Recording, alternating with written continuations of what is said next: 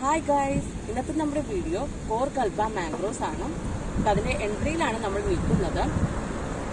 അപ്പോൾ ഇവിടുത്തെ entry fees എന്ന് പറയുന്നത് അഡൽട്സിന് 15 ദിറംസും കുട്ടികൾക്ക് 10 ദിറംസും ആണ്. 12 വയസ്സിൽ താഴെയുള്ള കുട്ടികൾക്ക് എൻട്രി ഫീസ് ഇല്ല.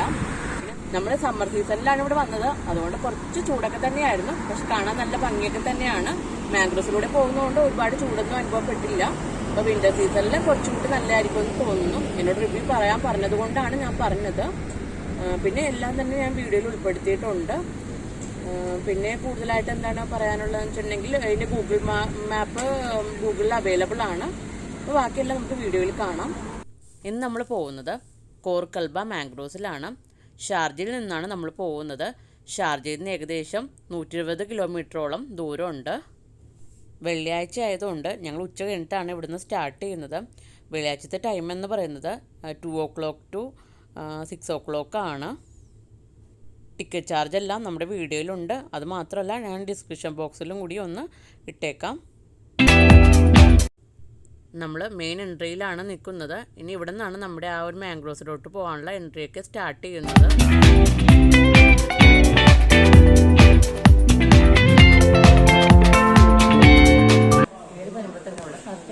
നിങ്ങൾ കാണുന്നത് സീ ലൈഫിനെ കുറിച്ചും മാംഗ്രോവ്സിനെ കുറിച്ചുള്ള ഇൻഫോർമേഷനാണ് നമുക്കിവിടെ കാണാൻ പറ്റുന്നത്.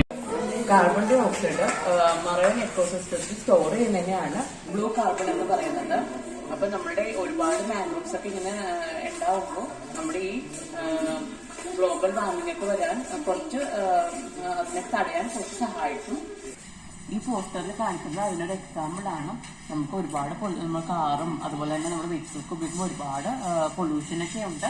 നമുക്ക് ഈ പോസ്റ്ററിൽ കാണിക്കുന്നത് ഇത്രയും മാംഗ്രോവ്സിലൊക്കെ ഇത്രയും പൊല്യൂഷനൊക്കെ തടയാൻ നമുക്ക് പറ്റുന്നുള്ള കാണിക്കുന്ന ഒരു പോസ്റ്ററാണ് ഇവിടെ കാണിച്ചിരിക്കുന്നത്. അണ്ടർ വാട്ടർ സ്പീച്ചസിന്റെ ഒരു ഏരിയയും കൂടി ഉണ്ട് ഇവിടെ. അപ്പൊ നല്ല മനോഹരമായിട്ടാണ് ചിത്രീകരിച്ചിരിക്കുന്നത്. അപ്പൊ അതിന്റെ ഒരു അക്വേറിയമാണിത്. അപ്പം മാംഗ്രോവ്സ് ഒക്കെ കൊണ്ടുള്ള ഒരുപാട് ബെനിഫിറ്റ് ഒക്കെ നമുക്ക് കുട്ടികൾക്ക് ഇതൊക്കെ കാണുമ്പോൾ മനസ്സിലാവും. അപ്പോൾ ഈ സെക്ഷൻ ഫുള്ള് നമ്മൾ കവർ ചെയ്തിട്ടുണ്ട്. നമ്മളപ്പോൾ അടുത്ത സെക്ഷനിൽ എന്താണെന്ന് നമുക്ക് അറിയില്ല. നമുക്കപ്പോൾ അങ്ങോട്ട് പോവാം.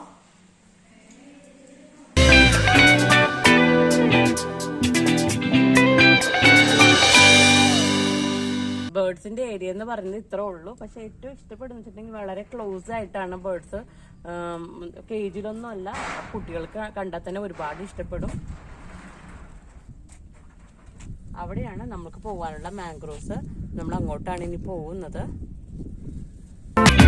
മാംഗ്രോവ്സിലോട്ട് പോകാനുള്ള വുഡൻ ബ്രിഡ്ജിലൂടെയാണ് നടക്കുന്നത്.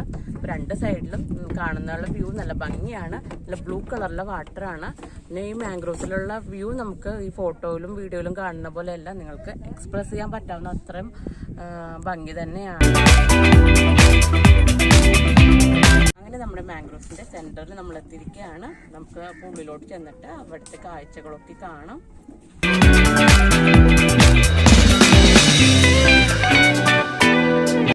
നമ്മൾ മാംഗ്രോവ്സിന്റെ ഒരു സെന്ററിലൂടെയാണ് ഈ ബ്രിഡ്ജ് ക്രിയേറ്റ് ചെയ്തിരിക്കുന്നത്.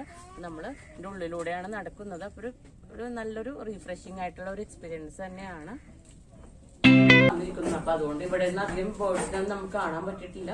നമ്മള് സീസണിൽ വരുമെങ്കിൽ നമ്മൾ സീസണൽ ബേർഡ്സിനൊക്കെ എല്ലാം നമുക്കിവിടെ കാണാൻ പറ്റും. മാംഗ്രോവ്സിലെ കാഴ്ചകൾ ഇവിടെ തീരുകയാണ്. നിങ്ങൾക്ക് എന്തായാലും ഇഷ്ടപ്പെട്ടു എന്ന് വിചാരിക്കുന്നു. ആദ്യമായിട്ട് കാണുന്നവരാണെങ്കിൽ സബ്സ്ക്രൈബ് ചെയ്യുക. തൊട്ടടുത്ത ബെല്ലൈക്കനും കൂടി പ്രസ് ചെയ്യാൻ മറക്കരുത്. Thank you for watching.